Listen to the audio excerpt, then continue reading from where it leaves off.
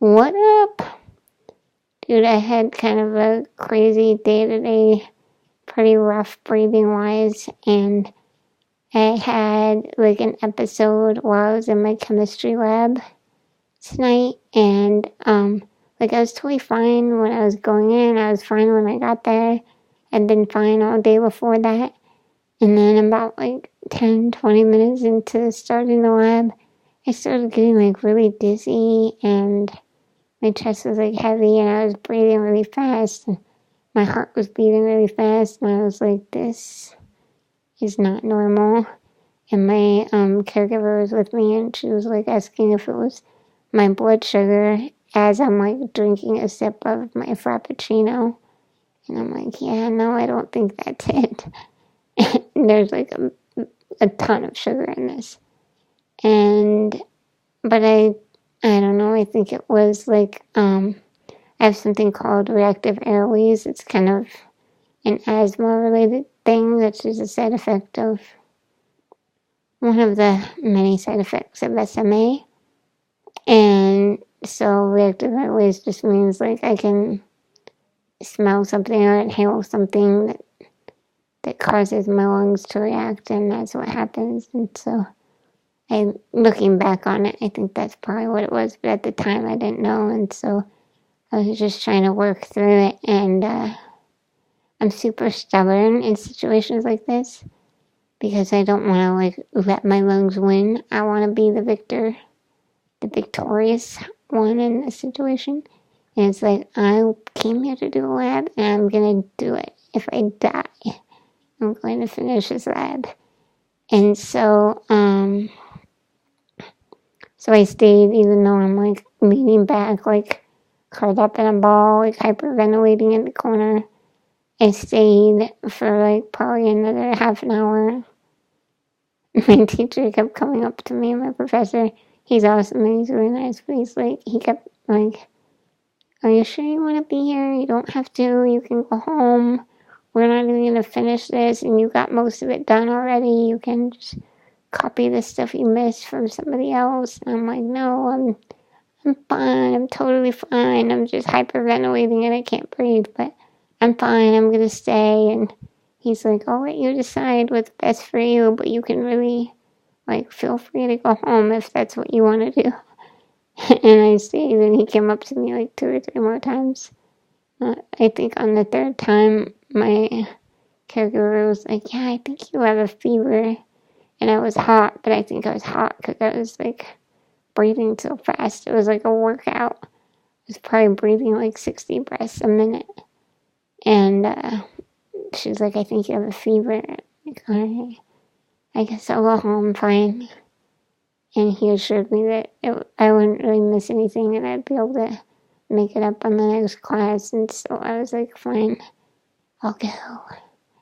And so I left, and like as soon as I was out of the classroom, I was so much better. It was cold outside, so I still wasn't breathing that good. But then once I got in the van with like the heater on, I was like almost entirely better. So I think it was definitely like one of the chemicals that we were using that set me off.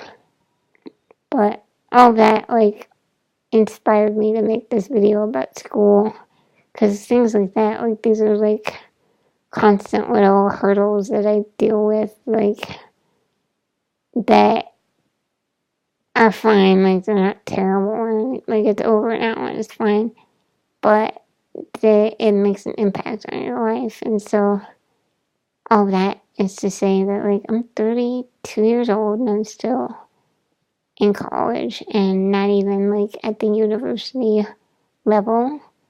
I'm just at like a regular JC with like 18, 19, and 20-year-olds. Which can sometimes I'm super harsh on myself about that, but like I haven't been too bad lately about it because I'm trying to take like a positive outlook, and I'm like, I'm just gonna keep going, like chipping away at this little by little. If it takes me 10 years, it takes me 10 years, whatever. But that hasn't always been my attitude about it. But like, this is definitely not where I saw myself at this point in my life. And so, like, I kind of think about that. Like, when I was in high school, I don't want to brag, but I crushed high school. Like, I was so good at it. I think everybody feels that way. Like, they're awesome in high school. But, like, really, I got, like, awesome grades. I took IB and AP classes, and I did really well in them, and did great on the SATs. I was on the college track. I've been on the college track like my whole life. My mom always was saying like how important education is in general for everybody, but how it's even more so important for like me and my brother who also has SMA, because like we can't do manual labor. We have to do a job that lets us use our brain, and the only way we're going to get a job like that is with a good education. And so, I was definitely on the college track, and I did community service, and had a bunch of extracurriculars. I was on the yearbook committee and the academic competition team, and I had some other things that I did, but those are the main ones. And I was just checking off all the boxes so I can get in college. And I did all this work. I worked hard to get into college. And I did. I got into UC Irvine. It was my second choice school. I got into all the schools I applied to except my first choice school, which is kind of annoying that I didn't get that one. But I was super psyched to be going to UCI.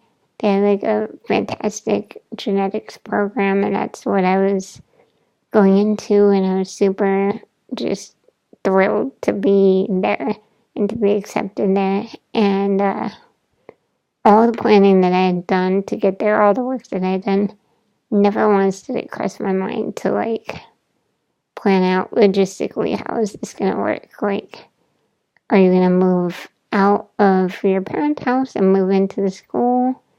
Okay, you're going to need a caregiver. What else are you going to need? Like, it wasn't something that we ever discussed as a family. Like, it wasn't on our radar until it was time for that decision. And I had no idea what to do, and I had no idea where to start.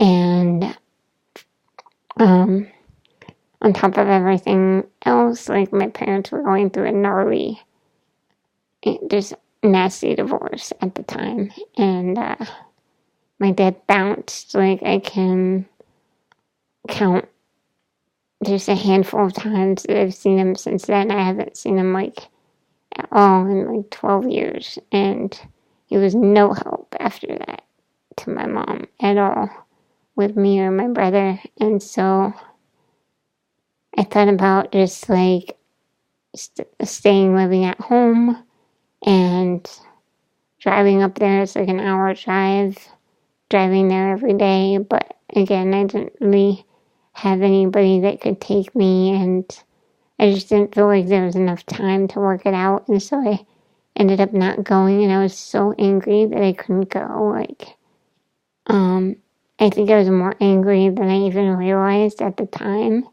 And I think I really like kind of kept that into myself. Obviously people knew I was bummed about it, but I kind of tend to let things like bottle up and fester rather than like let them out. And so I don't think anybody knew how angry I was about it. And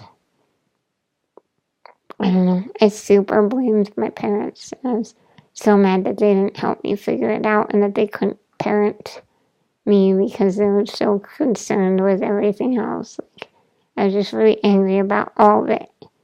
And so I ended up not going. I would go to Palomar, and I think it's probably a blessing that I didn't end up going to UCI because I was not prepared for college at all.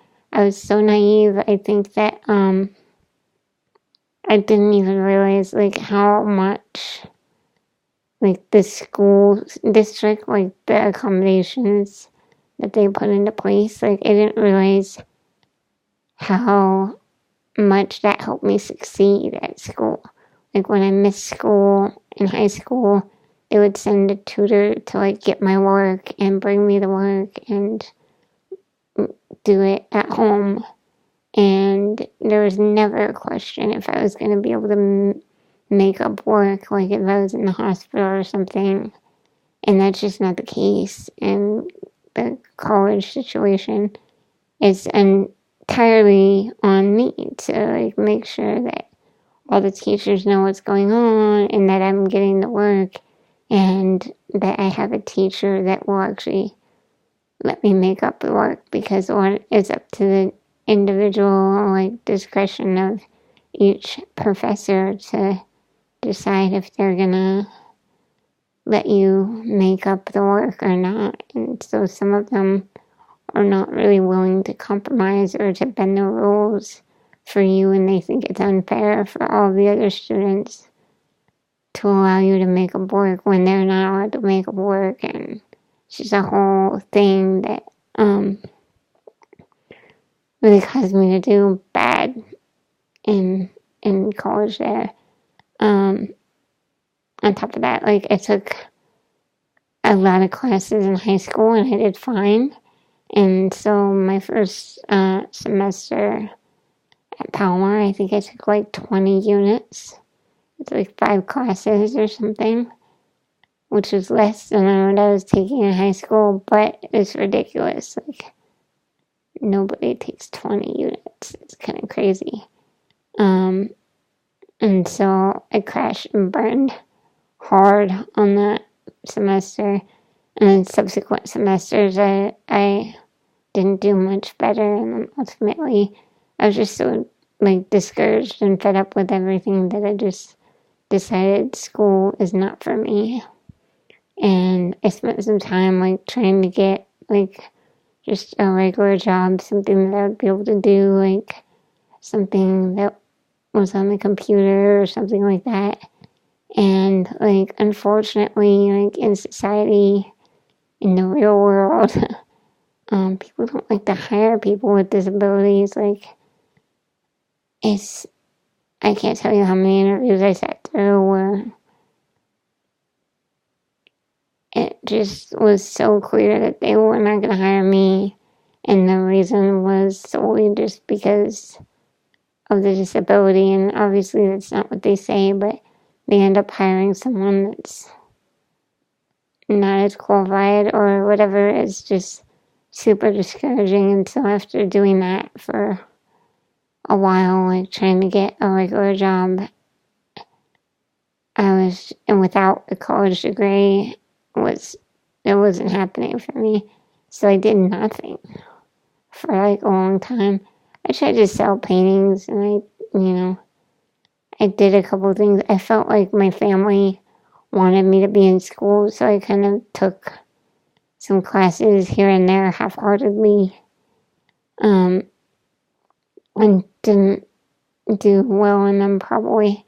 I don't even remember how well I did, but I didn't do a lot for a long time. And then, like, 2 years ago, I decided to get back into it and to go to school and just do 1 or 2 classes at a time, make sure I had great professors. And that's what I've been doing, and I've been doing pretty good at it. And I just have, like, found more success in just, like, thinking positively about it, like, not putting myself down for being at this stage and just saying, hey, this is the stage that I'm at and I'm going to do awesome at it. And I'm going to make these modifications so that I can be successful at where I'm at right now. And that's what I'm doing, and it's been working pretty well so far, even with, the little things like today that come up, or there have been a few things already this semester, but my professors are all super understanding, and I've been doing pretty well. So that's it for this video. It's actually way longer than what I had anticipated it being, but I wanted to throw this out there that, like, if you have any questions that you wanted me to answer, or anything that you wanted to know, like, pertaining to me and my life or my disability, like, feel free to, like, leave a comment or send me a message. That might give me, like, some good ideas of, like, what to talk about in future videos. And yeah, that's it. Thanks for watching. Sorry this is so long. It's not my intention, but I got carried away. Alright, have a good night.